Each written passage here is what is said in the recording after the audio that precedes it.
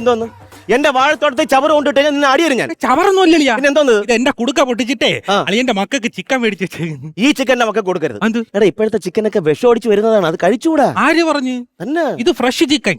അത്രയ്ക്ക് ഉറപ്പുണ്ട് അത് ഫ്രഷ് ആണ്? ഉറപ്പുണ്ട്. എങ്ങനെ ഫ്രഷ്? അളിയ എന്റെ വീടിന്റെ അതിൽ കൂടെ അങ്ങോട്ടും ഇങ്ങോട്ടും 24 മണിക്കൂർ പോകുന്ന വെടക്കോഴികളിയാ. എത്ര പൂവൻ കോഴി ഇതിന്റെ പറവ നടന്നെന്നറിയാവോ?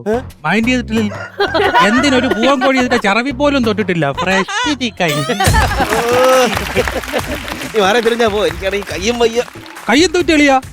ഒന്നും പറയണ്ട അളിയാ. എന്തെങ്കിലും പറയണം. ഞാൻ ഒറ്റയ്ക്ക് അലച്ച ജനമേരിക്കും ഞാൻ ഭ്രാന്തനെന്ന്.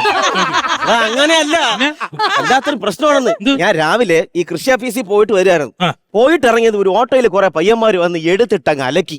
എനിക്കൊന്നും മനസ്സിലായില്ല. അവിടെ നിന്ന് ജംഗ്ഷനിൽ വന്നൊരു ചായക്കടന്ന് ചായ കുടിച്ചോണ്ടിരുന്നപ്പോ വീണ്ടും അടുത്തൊരു ഓട്ടോ വന്ന് കുറെ പയ്യന്മാർ വന്ന് വീണ്ടും എടുത്തിട്ട് അലക്കി. എന്തിനാ ഏതിനാ ആരാണെന്ന് ഒരു പിടിയും കിട്ടിയില്ല അളിയാ.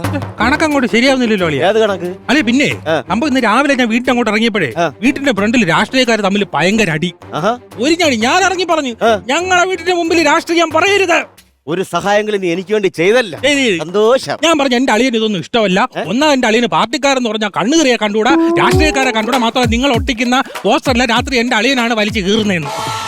മഹാഭാവി. എന്നിട്ട് അപ്പൊ അവർ പറഞ്ഞു എവിടെ നിന്റെ അളിയനെന്ന്. ഞാൻ പറഞ്ഞു വീട്ടിലില്ല, കൃഷി ഓഫീസിൽ കാണുമെന്ന്.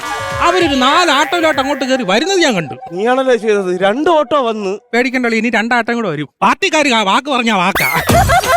എനിക്ക് ദ്രോഹം ചെയ്യണല്ലടാ. സ്വന്തം പെങ്ങളെ വിധവയാക്കണം. ഇതാണ് പണ്ടുള്ളവർ പറയുന്ന ഒരു പഴഞ്ചൊല്ലുണ്ട്. പട്ടിയും ചെത്ത് അനീഷിനെയും കടിച്ച് അരിയിലെ പുളിയും മാറി, എന്നിട്ടും പശുവിന് മാറിയില്ല മുറുക്ക് മുറുക്ക്.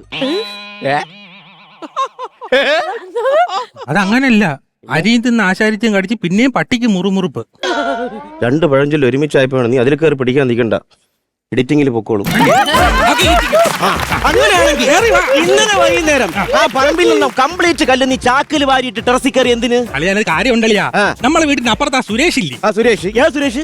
മറ്റേ മുട്ടയടിച്ച സുരേഷ്. സുരേഷ് അളിയ അവൻ ഈ പഴഞ്ചൊല്ലൊന്നും ഒരു വിശ്വാസവും ഇല്ലളിയാ. ഞാനുണ്ട് ഈ കല്ലൊക്കെ വാരി ടെറസിന്റെ മേളിൽ കയറ്റിയിട്ട് അവന്റെ തലവടിയെ വാരി എറിഞ്ഞു കൊടുത്തു. അവന് ഏത് പഴഞ്ചൊല്ലിലാണ് വിശ്വാസം ഇല്ലാത്തത്? എതിയേട്ടോ മുട്ടയടിച്ച കല്ലുമഴ പെയ്യുമെന്ന്. ഇപ്പൊ അവന് വിശ്വാസം വന്നു.